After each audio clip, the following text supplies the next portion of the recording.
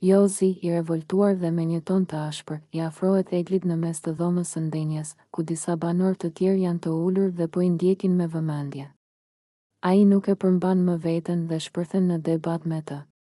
Egli, dëgjoj mirë çfarë po të them. Ti nuk ke as respekt për veten tënde. Si mund të sillesh kështu? Si mund të rrish gjithë kohës duke u viktimizuar dhe duke pretenduar se je e pafajshme kur në fakt je plot intriga? I thot ai me nervozizëm, duke e parë drejtë në sy. Egli, e habitur nga sulmi i papritur, kthen kokën nga ai dhe shtrëngon në ofullat. Jozi, ti s'ke të drejtë të më flasësh mua kështu. Nuk të kam bërë asgjë ty. Thjesht po jetoj lojën time këtu. I përgjigjet ajo me një ton të prerë. Jozi tund kokën me shgënjim. E ke shumë gabim. Ti nuk je njëri i mirë, Egli. Nuk e di çfarë lojërash po përpiqesh të luash, por të garantoj që të gjithë po e shohin fytyrën tënde të vërtetë. Nuk mund të fshihesh më pas justifikimeve dhe sjelljeve të tua manipuluese. Egli qesh me përbuzje dhe bën një hap prapa. Kush je ti që më gjykon mua? Ti je ai që ndërhyn kudo, përpiqesh të bësh si i forti i shtëpisë dhe mendon se ke të drejtë mbi të gjithë. Më lër rehat, Jozi. Por Jozi nuk tërhiqet. Jo, nuk do të lërehat, sepse nuk e pranoj dot këtë sjellje tënde të dy fisht. Një ditë shtihesh sikur je viktim, e të nesërmen futesh në intriga dhe përpiqesh të manipulosh banorët. Nuk funksionon më kështu. Tensioni mes tyre rritet, ndërsa të gjithë banorët fillojnë të shikojnë me kuriozitet debatin që po zhvillohet. Egli, e irrituar, kalon duart në flok dhe rrotullon syt, ndërsa Jozi vazhdon të shpreh hapur pa kënaqësinë e tij. Duket se ky debat nuk do të përfundoj lehtë dhe se marrëdhënia mes tyre është krisur keq. Egli, e irrituar dhe me një shikim sfidues, i afrohet Jozit në mes të dhomës së ndenjes, ku disa banor të tjerë po i ndjekin nga afër. Duke mos e përmbajtur më veten, ajo e sulmon me fjalë të ashpra, duke bërë që tensioni mes tyre të rritet edhe më shumë. Jozi, ti vetëm tallesh me Loredanën. Nuk bën asgjë tjetër veç se rri gjithë kohës duke bërë shaka pa kuptim dhe duke menduar se je interesant. Por në fakt, ti nuk bën për asgjë. I thot ajo me nervozizëm, duke e parë drejt në sy. Jozi, i zënë në befasi nga akuzat e Eglit, qesh me ironi dhe përdridhet në vend. Egli, seriozisht tani? Ti je ajo që më jep leksione? Ti që gjithë kohës përpiqesh të bësh si e zgjuara e shtëpisë dhe mendon se i di të gjitha? Më fal, por nuk më duket se ke ndonjë të drejtë të më gjykosh. Egli kalon duart në flok dhe rrotullon syt me nervozizëm. Nuk është puna për të qenë e zgjuar, Jozi. Është puna që ti je i pakuptim. Nuk merr asgjë seriozisht. Tallesh me Loredanën, e ngacmon dhe e vë në situata të sikletshme, sikur je adoleshent. Dhe pastaj çfarë? Pret që ne të marrim seriozisht. Jozi tund kokën me përbuzje dhe qesh sërish. Po mirë, Egli, më thuaj ti, çfarë të bëj? Të rri si ti gjithë ditën, duke u ankuar për të gjithë dhe duke menduar se të gjithë janë kundër meje? Jo faleminderit, unë do vazhdoj të bëj atë që dua. Por Egli nuk tërhiqet. Jo, Jozi, problemi nuk është se bën atë që do. Problemi është që ti nuk e ke iden çfarë po bën. Je thjesht një njeri që flet kot, pa asnjë peshë dhe pa asnjë kuptim.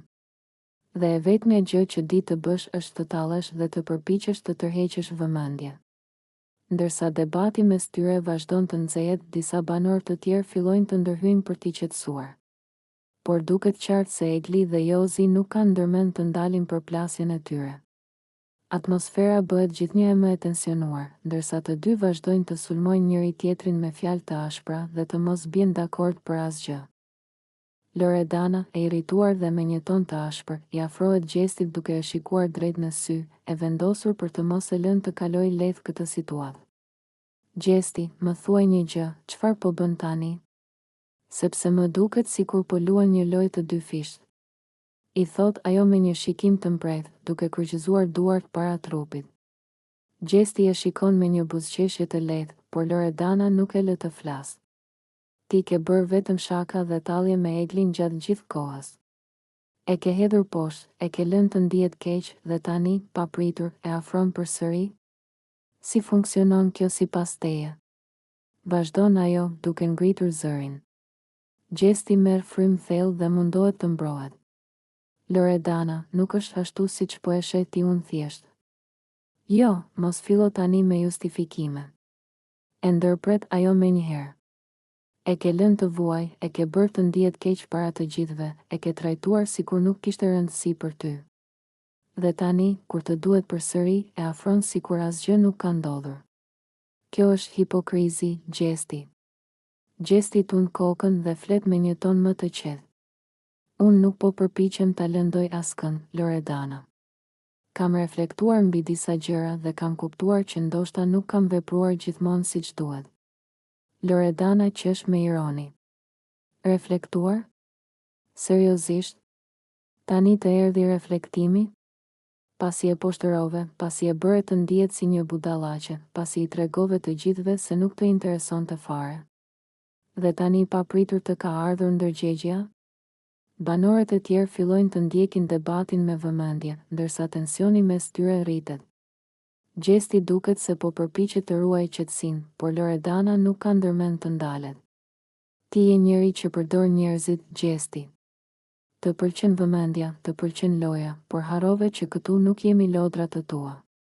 Egli meriton më shumë se kaq. Përfundon ajo, duke e shikuar me një shprehje zhgënjimi. Gjesti rri për një moment në heshtje, sikur po përpiqet të gjejë fjalët e duhura për t'u përgjigjur. Por është e qartë se debati nuk do të mbyllet kaq lehtë dhe se ky konflikt do të vazhdojë të trazojë atmosferën brenda shtëpisë.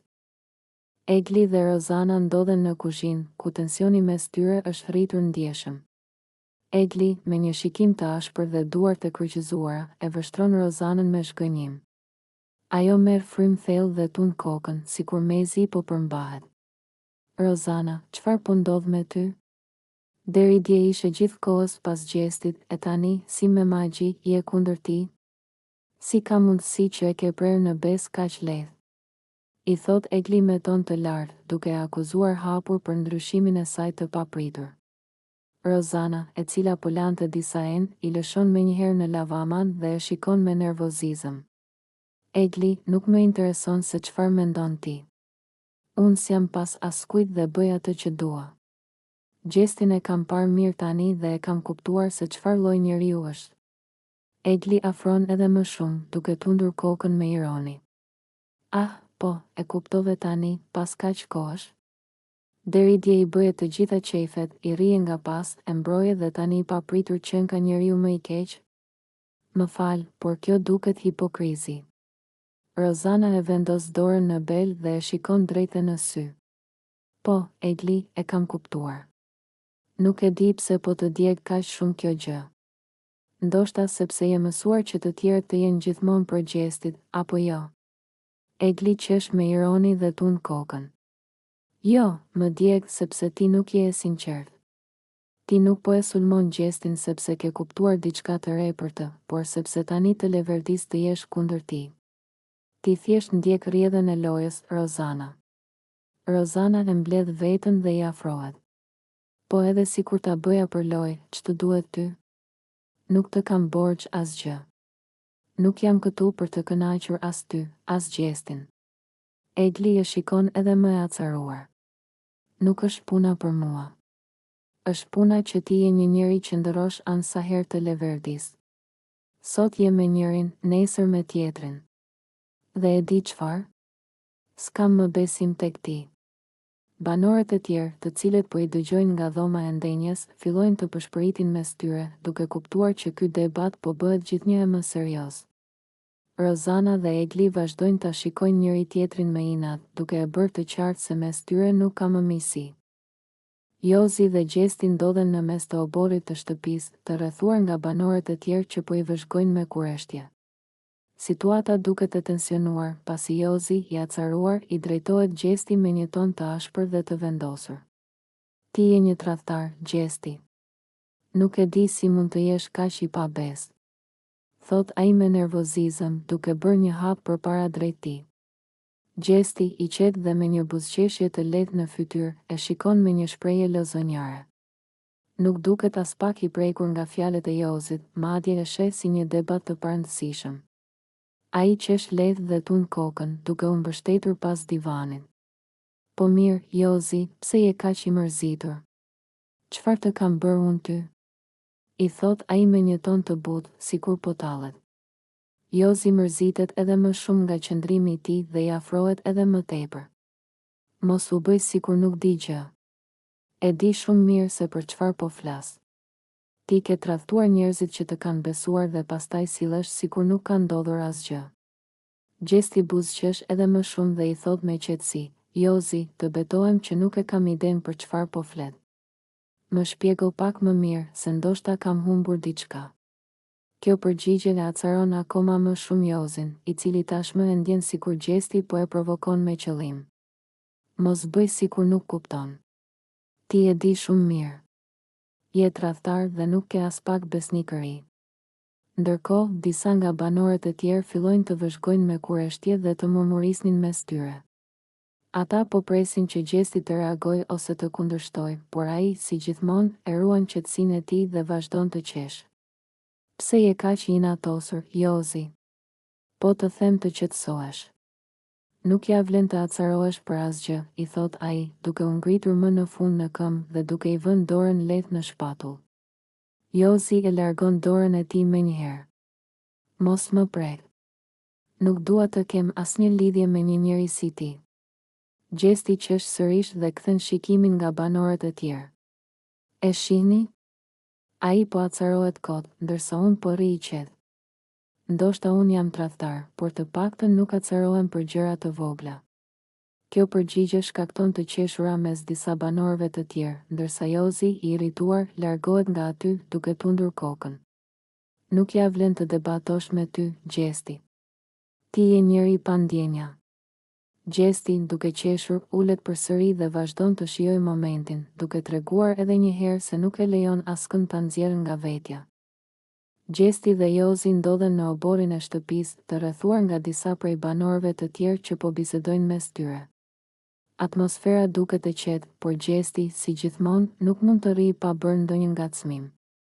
Ai e shikon Jozin, i cili është ulur në një karrige duke pushuar, dhe i afrohet me një buzëqeshje ironike. Hej, Jozi, si është puna me ty? Kam vënë re që po kalon më shumë kohë duke fryrë muskujt para pasqyrës se sa duke menduar për lojën. I thot ai duke qeshur, ndërsa banorët e tjerë e shikojnë me kurreshtje. Jozi e ngre kokën dhe e shikon me një vështrim të habitur. Qa po thua, Gjesti? I përgjigjet ai, duke mos e marrë shumë seriozisht. Gjesti vazhdon ta provokojë, duke e shikuar me ironi nga kokat e këmbët. Po ja, thjesht po mendoja duket sikur ke më shumë muskuj se tru. Si e ke bërë këtë kombinim? Thot ai duke qeshur, ndërsa disa prej banorëve fillojnë të qeshin me shakan e tij. Jozi buzëqesh me ironi dhe tund kokën. Gjesti, ti s'mund ta kuptosh, se ndoshta nuk ke as njërën, as tjetrën. I përgjigjet ai, duke tentuar t'ia kthejë me të njëjtën monedhë. Gjesti qesh dhe i vendos një dorë në shpatull. Po pra, Jozi, unë të paktën e pranoj që nuk jam ndonjë supermen si ty, po ti, pse nuk pranon që truri yt punon pak më ngadalë se bicepsat? Banorët fillojnë të qeshin edhe më shumë, duke pritur reagimin e Jozit.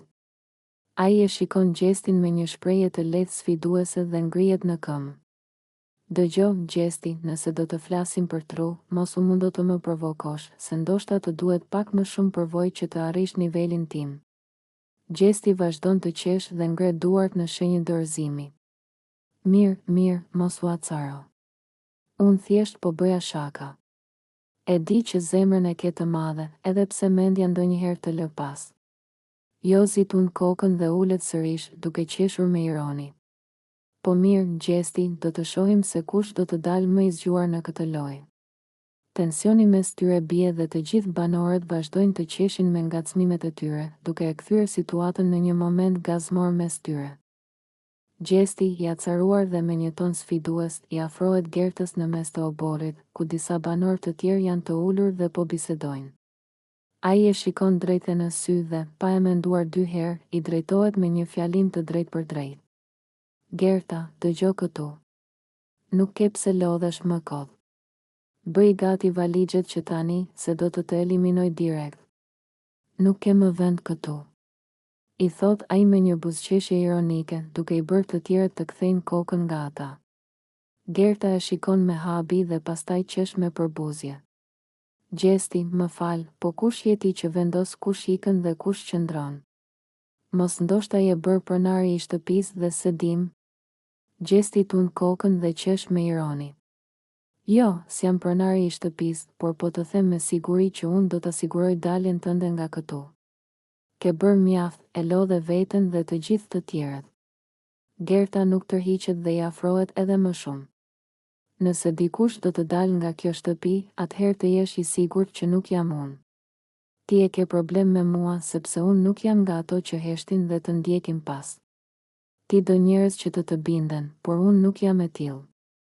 Gjesti bëhet më serioz dhe i afrohet edhe më shumë, duke e sfiduar me shikim. Shiko, Gerta, mos mendo se ke ndonjë shans.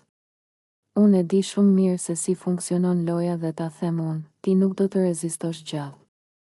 Gerta e shikon me inat dhe tund kokën. Shikoje veten më mirë para se të bësh plane për të tjerët. Ndoshta do të habitesh se kush del i pari. Ndërkohë, disa nga banorët fillojnë të komentojnë, duke parë që debati mes tyre po nxehet gjithnjë e më shumë. Duket se asnjëri nuk ka ndërmend të tërhiqet dhe konflikti mes Gjestit dhe Gertës sapo ka filluar. Gjesti flet me Eglin në një moment të qetë, ndërsa të dy qëndrojnë ulur pranë njëri tjetrit, larg syve kurioztar të banorëve të tjerë.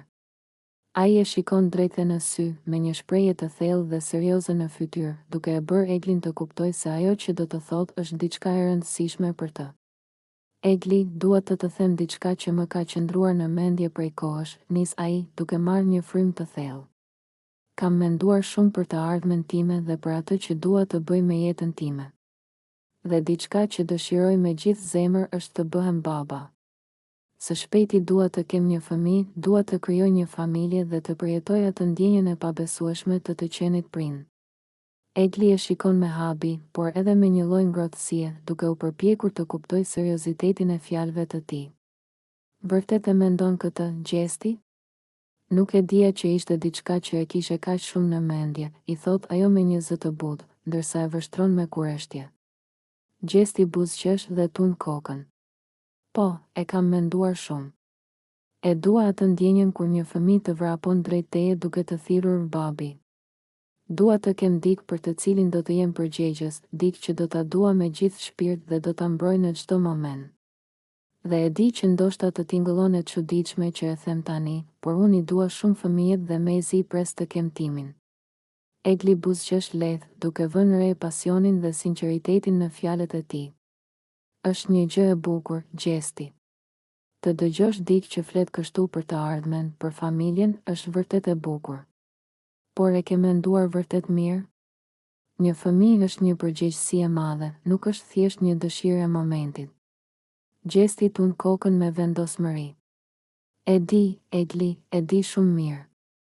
Nuk po flas për një gjë që e dua thjesht tani dhe pastaj ta harroj. Po flas për diçka që është në zemrën time dhe që e di se do të jetë pjesë e së ardhmes sime.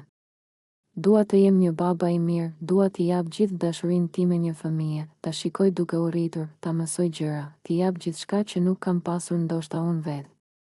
Kjo është një ëndër për mua. Egli e shikon edhe një herë, duke parë një anë të tij që ndoshta nuk e kishte vënë re më parë. Nuk e di çfarë të them, Gjesti. Është bukur që mendon kështu. Dhe e di që një ditë, kur të vijë ai moment, do të bëhesh një baba i mrekullueshëm. Gjesti buzëqesh, i kënaqur që e ndau këtë mendim me të. Faleminderit, Egli. Kjo do të thotë shumë për mua. Dhe ndërsa biseda vazhdon, duket sikur mes tyre është krijuar një lidhje më e thellë, një mirëkuptim i ri që ndoshta as ata vetë nuk e kishin pritur. Egli dhe Gjesti janë ulur pranë njëri tjetrit, të zhytur në biseda të ndryshme, kur papritur Egli vendos të ndajë një mendim që i ka shkuar në kokë prej disa kohësh. Ajo e shikon Gjestin me një buzëqeshje të lehtë, sikur po planifikon diçka të çuditshme, por edhe të guximshme. Gjesti, kam një ide, i thot ajo, duke e parë drejt në sy me një shprehje serioze, por edhe pak lozonjare. Gjesti ngre vetullat, i intriguar nga mënyra si ajo e thot këtë. Çfarë ideje, Egli? Çfarë po mendon tani? E pyet ai, duke buzëqeshur lehtë. Egli merr frymë thellë dhe më pas e thot troç, po sikur kur të dalim nga këtu, të bëjmë një fëmijë bashkë. Gjesti shtanget për një moment, duke e parë me habi. Nuk e kishte pritur as pak një propozim të tillë nga ajo. Ai qesh lehtë, duke menduar se ndoshta ajo po bënte shaka, por kur sheh seriozitetin në fytyrën e saj, kupton se ajo e ka menduar vërtet këtë ide. Egli, ti po e thua seriozisht? E pyet ai, duke e parë me një shprehje të përzier mes habis dhe dyshimin. Po, e kam menduar, i përgjigjet ajo, duke ngritur supet. Më ke thënë që do të bëhesh baba, dhe unë nuk e di, thjesht po mendoja që ndoshta ne mund ta bënim këtë gjë bashkë. Të kemi një fëmijë tonin kur të dalim nga këtu. Gjesti largohet paksa dhe kalon dorën në flok, duke u munduar të përpunojë atë që sapo dëgjoi. Ai nuk e kishte menduar kur një gjë të tillë, sidomos me Eglin. Për të, kjo ishte një temë shumë serioze dhe jo diçka që mund të vendosej kaq lehtë. Egli, e vlerësoj shumë që po më thua këtë, por nuk e di, nuk më duket një ide e mirë, i thot ai sinqerisht. Egli duket pak e zhgënjur nga përgjigja e tij. Pse jo? Ti vetë ke thënë që dëshiron të bëhesh baba, apo jo? Po, kam thënë, por kjo nuk është diçka që mund të vendoset kështu, si një lojë apo si një plan spontan, shpjegon ai me një ton të butë. Të kesh një fëmijë është një përgjegjësi e madhe, Egli. Nuk mund ta vendosim thjesht këtu brenda, në këtë shtëpi, sikur të jetë një sfidë apo një plan për të ardhmen. Duhet ta mendosh mirë një gjë të tillë. Egli pshërtin dhe tund kokën. Ndoshta ke të drejtë. Thjesht më erdhi si mendim. Por gjithsesi, ishte një ide interesante, apo jo? Gjesti qesh dhe e shikon me një shprehje të butë. Po, ishte një ide interesante, Egli. Por për mua, ende është shumë shpejt për ta menduar diçka të tillë. Egli buzëqesh lehtë, edhe pse brenda saj ndihet një ndjesje e çuditshme, si një përzierje mes shgënjimit dhe mirëkuptimit. Edhe pse ajo e hodhi idenë me shaka, një pjesë e saj ndoshta kishte dashur një përgjigje ndryshe. Megjithatë, biseda e tyre lë një hije intrigë mes tyre, duke e bërë marrëdhënien e tyre edhe më të ndërlikuar.